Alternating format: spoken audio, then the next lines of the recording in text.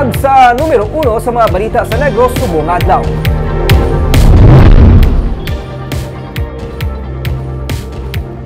Naglabot na sa 12,868 ka mga individual ang apektado sa pagbaha sa Bacolod.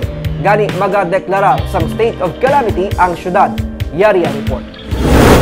Ang Barangay Singkang Airport kag sumag ang kabahin sa 33 tanan ka mga barangay nga labing apektado sang pagbaha dala sang ulan. Sanday punong Barangay Rosini Distrito kag Rodney Carmona lunsay nagkumpirmar nga magadeklarar sang state of calamity bangod linibo na sila mga residente ang nagapabilin sa mga evacuation centers.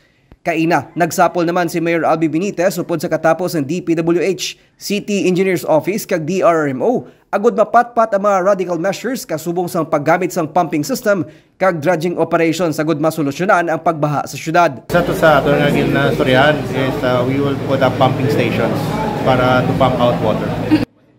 Just like we're ginasunod na naman ang mga iban nga mga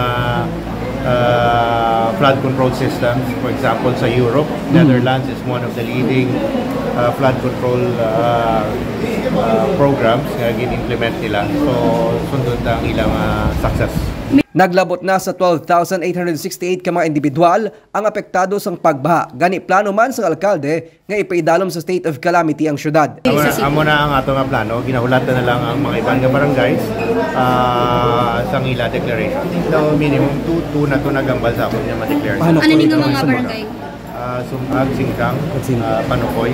Okay. So may mga iban pa kung tawag man nga ma-declare man sila. May masobra sa 162 million pesos ang calamity funds ang syudad kundiin 30% diri o kung masobra sa 48 million pesos nga quick response fund ang sarang magamit nga ayuda para sa mga nahalitan sang baha. Ilabi na ang mga naguban sang puluyan.